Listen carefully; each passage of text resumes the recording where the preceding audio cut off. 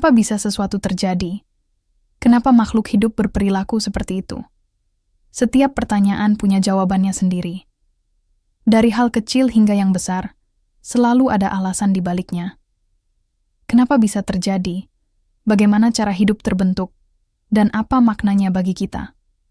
Semua akan kita jelajahi bersama. Bayangkan kamu lagi jalan santai di sebuah kafe baru. Suasananya enak, wangi kopi baru diseduh, ada musik lembut di latar belakang. Kamu melihat pelayan datang membawakan pesanan, dan tiba-tiba, kok kayaknya aku pernah ngalamin ini sebelumnya ya. Padahal, jelas-jelas kamu baru pertama kali datang ke kafe itu. Pelayan itu juga baru kali ini kamu temui. Tapi perasaan aneh itu muncul begitu saja. Rasanya seperti adegan yang sedang kamu jalani ini sudah pernah terjadi di masa lalu. Inilah yang kita sebut déjà vu. Kata déjà vu berasal dari bahasa Prancis. Artinya sudah pernah dilihat. Istilah ini pertama kali dipopulerkan oleh seorang peneliti bernama Emile Boirac di akhir tahun 1800-an. Sejak saat itu, fenomena ini mulai sering dibicarakan oleh ilmuwan, psikolog, bahkan orang-orang awam. Yang menarik adalah, hampir semua orang pernah merasakannya.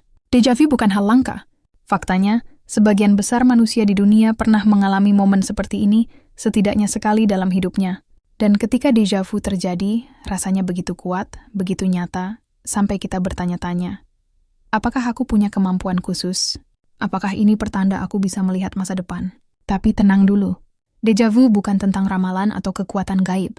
Fenomena ini adalah bagian dari cara kerja otak kita. Otak kita luar biasa rumit, dan kadang-kadang ia bisa menipu kita dengan memberikan perasaan familiar yang sebenarnya salah tempat. Déjà vu bisa terjadi kapan saja. Saat kita ngobrol dengan teman, saat kita melihat sebuah pemandangan, atau bahkan ketika kita mendengar lagu tertentu. Rasanya singkat, biasanya hanya beberapa detik, tapi cukup membuat kita penasaran berhari-hari. Jadi, kalau kamu pernah merasa déjà vu, jangan khawatir. Kamu tidak aneh, kamu tidak sendirian. Kamu sedang mengalami salah satu misteri menarik dari otak manusia. Kalau kamu berpikir déjà vu itu jarang terjadi, mungkin kamu akan kaget dengan fakta ini. Ternyata hampir semua orang di dunia pernah mengalaminya. Para ilmuwan memperkirakan sekitar 60-80% manusia akan merasakan déjà vu setidaknya sekali dalam hidup mereka. Artinya dari 10 orang yang kamu temui, 6-8 diantaranya pasti pernah merasakan momen aneh ini. Coba bayangkan, kamu lagi cerita ke teman, tadi aku baru kena déjà vu loh. Dan kemungkinan besar temanmu akan menjawab, serius? Aku juga pernah. Nah, menariknya, déjà vu ternyata lebih sering dialami oleh orang muda, terutama mereka yang berusia belasan hingga 20-an tahun. Kenapa? Karena di masa itu, otak kita sedang aktif-aktifnya membangun pengalaman baru, memori baru, dan jaringan saraf yang super sibuk. Jadi, kemungkinan ada error kecil yang membuat déjà vu lebih sering muncul. Semakin bertambah usia, frekuensi déjà vu biasanya menurun. Orang-orang yang sudah lanjut usia cenderung jarang merasakannya. Jadi kalau kamu masih muda dan sering merasa déjà vu, itu wajar banget. Bisa dibilang itu adalah salah satu tanda otakmu lagi aktif dan cerdas bekerja. Déjà vu juga tidak muncul setiap hari. Ada orang yang mungkin hanya merasakan sekali dalam beberapa bulan. Ada juga yang bisa merasakannya beberapa kali dalam seminggu. Ada banyak faktor yang memengaruhi. Kondisi fisik, seberapa sering kita mengalami hal baru, bahkan seberapa stres atau lelah kita. Yang menarik, déjà vu paling sering terjadi dalam situasi biasa sehari-hari. Misalnya, saat kamu ngobrol santai dengan teman, ketika jalan melewati lorong sekolah atau kantor, atau saat berada di tempat baru, tapi entah kenapa terasa sangat familiar. Lucunya, justru di momen-momen sederhana seperti itu déjà vu sering muncul, bukan di saat-saat besar atau penting. Jadi, kalau kamu pernah merasa déjà vu, kamu tidak sendirian. Itu adalah pengalaman universal yang menghubungkan kita dengan jutaan bahkan miliaran orang lain di dunia. Dan itu membuktikan satu hal. Otak manusia, meski canggih, tetap punya sisi misterius yang sampai sekarang masih bikin kita penasaran. Kalau kita bicara tentang déjà vu, ujung-ujungnya kita harus membahas pusat kendali paling canggih dalam tubuh kita. Otak. Otak manusia itu seperti superkomputer, tapi jauh lebih hebat. Ia menyimpan miliaran data, mengatur gerakan, mengendalikan emosi, bahkan menjaga memori kita tetap utuh. Nah, déjà vu erat hubungannya dengan cara otak mengelola memori. Setiap kali kita mengalami sesuatu, misalnya, makan di restoran baru atau bertemu orang asing, otak segera menyimpan pengalaman itu ke dalam folder-folder memori. Ada dua jenis utama, memori jangka pendek dan memori jangka panjang. Memori jangka pendek ibarat catatan tempel. Informasi disimpan sebentar lalu bisa hilang. Memori jangka panjang seperti hard disk permanen, disinilah pengalaman hidup kita tersimpan bertahun-tahun. Nah, masalahnya, terkadang sistem ini nggak berjalan mulus. Bayangkan kamu sedang memasukkan file ke komputer, tapi tanpa sengaja file itu tersalin 2 kali. Satu di folder baru, satu di folder lama. Hasilnya, saat membuka file itu lagi, komputer memberi sinyal seolah file tersebut sudah ada sebelumnya. Itulah yang diduga terjadi di otak saat kita merasa déjà vu. Saat pengalaman baru masuk, otak salah taruh atau salah memberi label. Alih-alih menaruhnya di folder baru, otak menaruhnya seolah itu folder lama. Akibatnya, pengalaman segar itu terasa familiar. Kita pun yakin pernah mengalaminya. Padahal sebenarnya tidak. Bagian otak yang sering disebut-sebut punya peran besar dalam fenomena ini adalah hipokampus dan lobus temporal. Hipokampus adalah pusat memori otak, sementara lobus temporal berhubungan dengan pengenalan wajah, suara, dan suasana. Kalau komunikasi antara bagian-bagian ini sedikit tersandung, muncullah rasa déjà vu. Menariknya, penelitian juga menemukan bahwa orang dengan epilepsi lobus temporal sering mengalami déjà vu sebelum kejang. Itu membuat para ilmuwan semakin yakin bahwa fenomena ini memang ada hubungannya dengan sistem memori di otak. Jadi, déjà vu bukanlah sesuatu yang mistis. Itu adalah efek samping kecil dari otak yang super rumit. Seperti komputer yang kadang nge-lag atau error, otak kita pun bisa mengalami hal serupa. Bedanya, lag di otak terasa jauh lebih misterius dan bikin kita bertanya-tanya. Dan ingat, justru karena otak kita begitu rumit, fenomena seperti déjà vu bisa terjadi. Ia menunjukkan betapa canggihnya memori kita, sekaligus betapa mudahnya sistem ini menipu kita dalam hitungan detik. Pernah nggak kamu merasa otakmu seperti salah taruh barang? Misalnya, kamu yakin banget sudah menaruh kunci di meja, tapi ternyata ada di dalam tas. Nah, ternyata hal yang mirip bisa terjadi pada memori otak kita, dan inilah salah satu teori yang menjelaskan kenapa muncul fenomena déjà vu. Teori ini dikenal sebagai teori kesalahan memori. Intinya begini, otak kita punya 2 tempat utama untuk menyimpan pengalaman. Yang pertama, memori jangka pendek. Ini seperti papan tulis kecil, informasi hanya ditulis sebentar, lalu dihapus. Yang kedua, memori jangka panjang. Ini seperti perpustakaan besar yang menyimpan semua pengalaman penting dalam hidup kita. Biasanya, pengalaman baru masuk dulu ke papan tulis kecil, memori jangka pendek, lalu perlahan disalin ke perpustakaan besar, memori jangka panjang. Proses ini berlangsung otomatis, dan kita nggak menyadarinya. Tapi kadang, proses ini bisa ketukar atau nabrak. Misalnya, pengalaman baru, seperti melihat ruangan yang asing, secara tidak sengaja langsung dikirim ke folder memori jangka panjang. Otak pun memberi sinyal, ini kan pengalaman lama. Padahal jelas-jelas baru saja terjadi. Hasilnya, kita merasakan sensasi aneh yang kita sebut déjà vu. Analoginya seperti ini. Bayangkan kamu sedang menulis catatan baru di buku harian. Tapi tanpa sengaja kamu menulisnya di halaman lama yang sudah terisi. Saat membaca ulang, kamu bingung. Loh, kok aku merasa pernah nulis ini ya? Padahal sebenarnya kamu baru menuliskannya barusan. Fenomena ini menunjukkan bahwa otak kita luar biasa canggih, tapi juga tidak sempurna.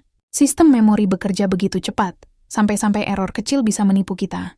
Error itu tidak berbahaya, hanya sekelebat saja, tapi cukup kuat untuk membuat kita merasa pernah mengalami sesuatu yang baru saja kita lihat. Penelitian juga menemukan, teori kesalahan memori ini cocok dengan fakta bahwa déjà vu sering muncul saat kita sedang lelah atau kurang fokus. Ketika otak dalam kondisi capek, kemungkinan terjadinya salah taruh memori jadi lebih besar. Jadi, déjà vu bisa dibilang seperti glitch kecil di dalam otak, semacam bug di program super kompleks yang bernama memori manusia. Ya tidak merusak sistem, tapi cukup bikin kita bertanya-tanya. Coba bayangkan kamu sedang menonton film lewat internet.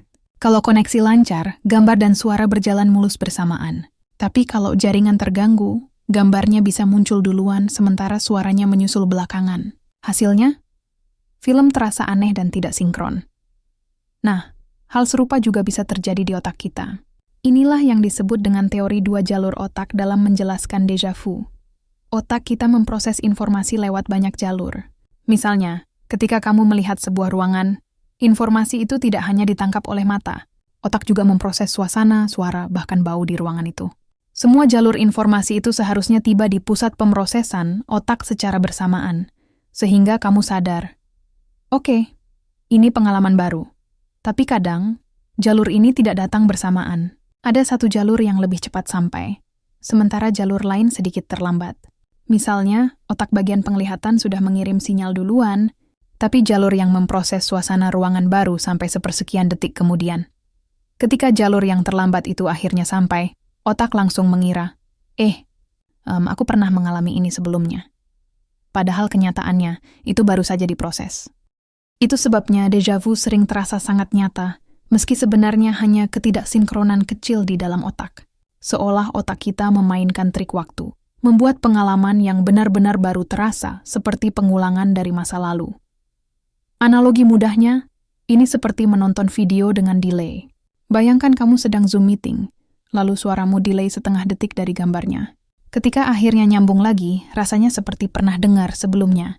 Itulah glitch kecil yang mirip dengan yang terjadi di otak ilmuwan menduga. Keterlambatan ini mungkin terjadi karena cara kerja saraf yang tidak selalu serempak. Kadang ada jalur yang lebih panjang, kadang ada gangguan kecil, sehingga otak kita keliru menafsirkan informasi. Yang menarik, teori ini menjelaskan kenapa déjà vu sering muncul secara tiba-tiba, tanpa alasan jelas, dan hanya berlangsung beberapa detik. Begitu jalur informasi itu kembali sinkron, rasa déjà vu pun langsung menghilang. Jadi, menurut teori dua jalur otak, déjà vu bukanlah kenangan masa lalu, bukan pula firasat masa depan. Itu hanyalah efek samping dari otak yang super sibuk memproses informasi lewat jalur berbeda. Bayangkan kamu bermimpi sedang berjalan di sebuah taman asing. Ada air mancur besar, bangku kayu tua, dan seekor kucing oranye yang duduk di dekat pintu gerbang. Pagi harinya kamu bangun, lalu melanjutkan rutinitas seperti biasa. Beberapa hari kemudian, kamu benar-benar pergi ke sebuah tempat baru, dan tiba-tiba, suasananya terasa sama persis dengan mimpi yang pernah kamu alami. Itulah kenapa ada teori yang mengatakan, déjà vu bisa jadi berasal dari mimpi. Kita tahu, otak tidak pernah benar-benar mati saat tidur. Justru ketika kita bermimpi, otak sedang memproses memori, menggabungkan potongan-potongan pengalaman sehari-hari, lalu menampilkannya dalam bentuk cerita aneh yang seringkali tidak masuk akal. Dalam mimpi, kita bisa berada di tempat yang belum pernah kita datangi, bertemu orang asing, atau mengalami situasi yang terasa nyata sekali. Nah, kadang-kadang, potongan dari mimpi itu tersimpan samar di dalam ingatan kita. Kita mungkin tidak sadar mengingatnya, tapi jejak kecilnya tetap ada di memori bawah sadar. Lalu, ketika suatu hari kita mengalami situasi nyata yang mirip dengan potongan mimpi itu, otak memberi sinyal familiar. Tunggu, aku pernah melihat ini sebelumnya. Hasilnya, kita merasakan déjà vu. Fenomena ini sering disebut sebagai déjà rêvé, yang artinya sudah pernah bermimpi. Jadi bukan pengalaman nyata yang terasa terulang, tapi pengalaman mimpi yang seolah muncul kembali di dunia nyata. Menariknya, banyak orang melaporkan déjà vu paling kuat justru ketika berada di tempat asing. Misalnya, saat pertama kali liburan ke kota atau negara baru, tiba-tiba jalanan, gedung, atau bahkan bau khas tempat itu terasa sangat familiar. Padahal belum pernah didatangi sebelumnya. Bisa jadi, otak pernah menciptakan suasana serupa dalam mimpi, lalu menghubungkannya dengan pengalaman nyata. Tentu saja teori ini masih jadi perdebatan. Tidak semua ilmuwan sepakat. Tapi bagi sebagian orang, kaitan antara déjà vu dan mimpi adalah penjelasan yang cukup logis, apalagi karena mimpi memang seringkali terasa nyata dan detail. Kalau dipikir-pikir, teori ini juga memberi makna unik. Bisa jadi, saat kita merasakan déjà vu, itu adalah momen di mana batas antara dunia nyata dan dunia mimpi terasa kabur. Seolah otak sedang membisikkan, "Hei, ini bukan pertama kalinya kamu berada di sini. Kamu sudah pernah mengalaminya dalam mimpi. Pernahkah kamu merasakan déjà vu justru ketika sedang capek, pusing, atau pikiran lagi penuh? Itu bukan kebetulan." Banyak penelitian menunjukkan bahwa emosi dan kondisi mental punya peran besar dalam munculnya déjà vu. Coba bayangkan, kamu baru pulang sekolah atau kerja, badan lelah, kepala penuh dengan tugas dan masalah. Lalu, saat ngobrol dengan teman atau sekadar melihat suasana rumah, Tiba-tiba muncul perasaan familiar yang kuat. Loh, ini kayaknya pernah terjadi ya? Mengapa bisa begitu? Otak kita bekerja seperti mesin yang kompleks. Saat tubuh dalam kondisi segar, mesin ini berjalan mulus. Tapi ketika kita lelah, stres, atau kurang tidur, sistem otak bisa sedikit terganggu. Bagian otak yang bertugas menyimpan dan mengelola memori jadi lebih mudah melakukan kesalahan kecil. Akibatnya, pengalaman baru yang seharusnya masuk ke folder memori jangka pendek bisa salah label, lalu ditaruh ke folder memori jangka panjang. Otak pun memberi sinyal salah. Hei, kamu pernah mengalami ini sebelumnya. Selain lelah, emosi seperti cemas atau tegang juga bisa memicu déjà vu. Bayangkan kamu berada di tempat asing, tapi kamu sedang cemas karena harus bertemu orang baru. Emosi itu membuat otak bekerja ekstra keras untuk menganalisis situasi. Kadang, karena terlalu sibuk, sistem memori jadi kebingungan, lalu muncul rasa familiar yang tidak seharusnya. Menariknya, ada juga penelitian yang menunjukkan bahwa suasana hati bahagia dan rileks justru lebih jarang memicu déjà vu. Jadi kondisi mental memang punya peran penting. Bisa dibilang, déjà vu adalah hasil samping dari otak yang sedang overload oleh emosi atau kelelahan. Tapi jangan salah, ini bukan berarti déjà vu hal buruk. Justru sebaliknya, fenomena ini bisa jadi tanda bahwa otak kita sedang bekerja keras menyusun informasi, meski kadang ada sedikit glitch. Sama seperti komputer yang sibuk memproses banyak file sekaligus. Wajar kalau sesekali muncul error kecil. Jadi, kalau kamu merasa déjà vu ketika sedang capek atau stres, jangan takut. Itu bukan pertanda aneh, melainkan cara otak bereaksi terhadap kondisi emosimu. Pernah nggak kamu merasa déjà vu yang terlalu sering? Misalnya, hampir setiap minggu atau bahkan setiap hari kamu merasa, aku pernah ngalamin ini deh. Padahal jelas-jelas situasi itu baru saja terjadi.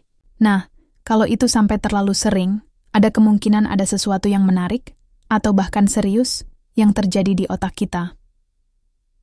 Déjà vu memang normal kalau muncul sesekali, tapi penelitian menunjukkan ada hubungan kuat antara déjà vu yang berulang dengan gangguan tertentu di otak, terutama epilepsi lobus temporal. Wah, kedengarannya agak menakutkan ya. Yuk, kita bedah pelan-pelan biar gampang dimengerti. Bayangkan otak kita seperti pusat listrik raksasa yang penuh kabel. Kalau semua kabel bekerja normal, arus listriknya mengalir lancar, dan semua lampu menyala terang sesuai fungsinya. Tapi kalau ada korsleting di salah satu kabel, maka lampu bisa berkedip-kedip aneh, bahkan mati tiba-tiba. Nah, pada otak, korsleting ini sering muncul dalam bentuk aktivitas listrik yang tidak terkontrol.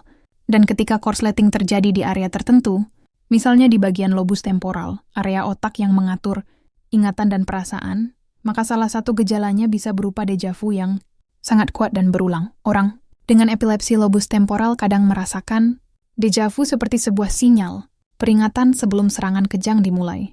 Jadi déjà vu bukan sekadar pengalaman aneh, tapi benar-benar bisa jadi alarm alami tubuh. Tapi nggak hanya epilepsi, gangguan otak lain juga bisa memicu déjà vu yang berlebihan.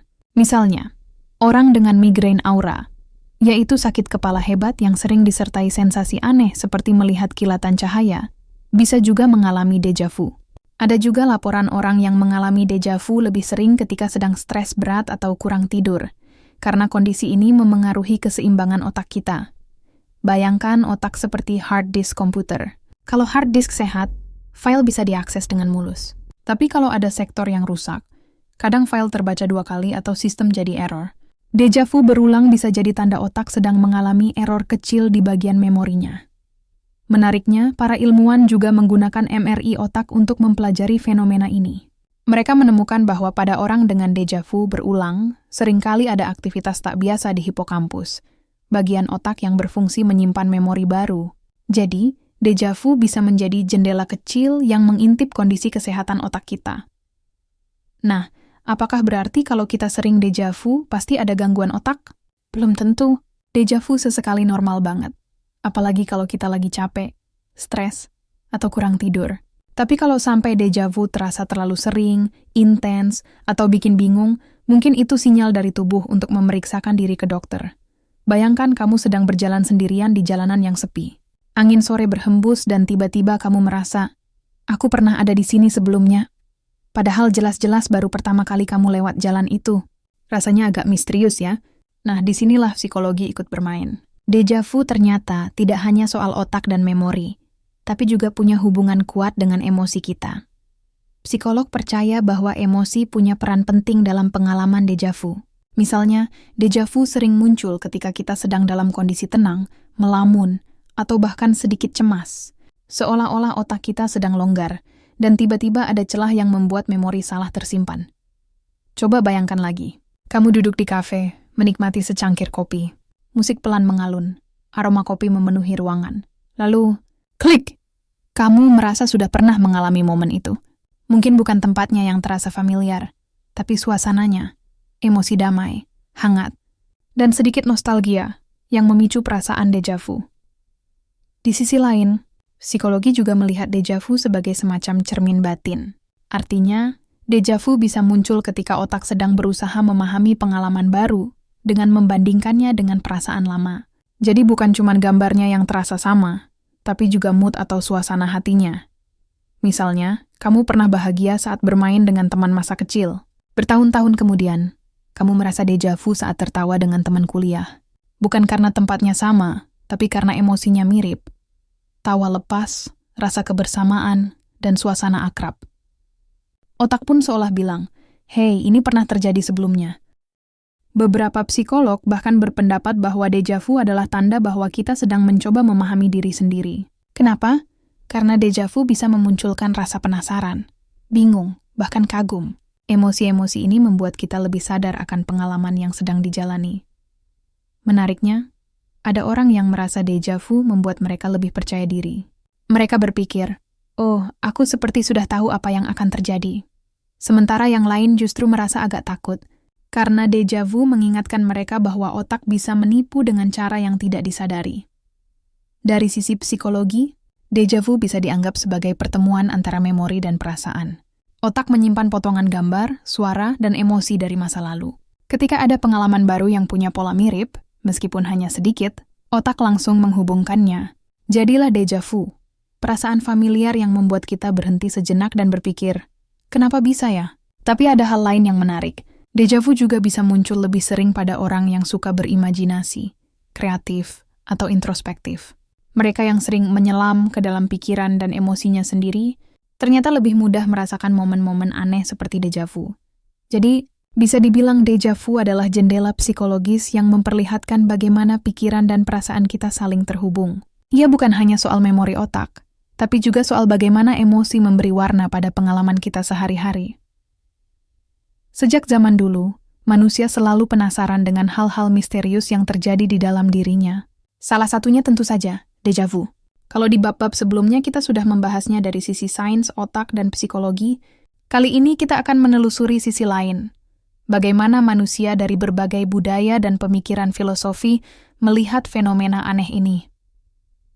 Bayangkan hidup ribuan tahun yang lalu, sebelum ada laboratorium, MRI, atau penelitian neuroscience. Saat seseorang merasakan deja vu, mereka pasti berpikir bahwa ini adalah tanda dari dunia lain.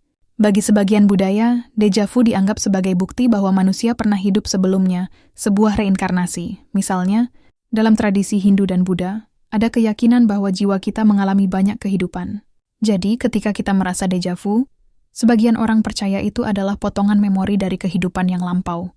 Seolah otak kita membocorkan ingatan yang tersimpan dari masa lalu, yang bahkan bukan milik kehidupan kita sekarang. Di sisi lain, dalam budaya Barat, deja vu kadang dianggap sebagai pertanda spiritual. Ada yang mengaitkannya dengan pesan dari alam semesta. Bahkan ada yang percaya bahwa itu adalah tanda bahwa kita sedang berada di jalan hidup yang benar. Deja vu, bagi mereka, adalah bisikan kecil dari semesta. Tenang, kamu memang seharusnya ada di sini, di momen ini. Ada juga yang melihat deja vu sebagai takdir. Mereka percaya bahwa setiap orang sudah punya jalan hidup yang tertulis. Dan deja vu adalah momen singkat di mana kita menyadari jalur itu, bagaikan melihat sekilas naskah kehidupan yang sudah disiapkan untuk kita. Dari sudut pandang filsafat, deja vu menimbulkan pertanyaan besar. Apakah waktu itu linear, maju lurus dari masa lalu ke masa depan? Atau mungkin waktu berputar, dan deja vu adalah celah kecil yang membuat kita merasakan tumpang tindihnya momen? Atau, bisa jadi deja vu hanyalah ilusi. Tapi ilusi yang mengingatkan kita betapa rapuhnya persepsi manusia terhadap realitas. Filsuf Prancis, Henry Bergson misalnya melihat déjà vu sebagai bukti bahwa kesadaran manusia bisa berada di dua tempat sekaligus, masa kini dan masa lalu. Seolah pikiran kita punya dua layar yang kadang tumpang tindih. Kalau dipikir-pikir, apapun penjelasannya, spiritual, budaya, atau filosofi, déjà vu selalu membawa rasa takjub. Ia mengingatkan kita bahwa dunia ini penuh misteri yang tidak selalu bisa dijawab oleh logika semata. Bahkan ketika sains sudah menjelaskan banyak hal, pengalaman déjà vu tetap meninggalkan ruang untuk imajinasi dan keajaiban. Kadang, déjà vu bukan sekadar error memori. Ya, adalah bahwa hidup ini masih penuh misteri untuk kita jelajahi.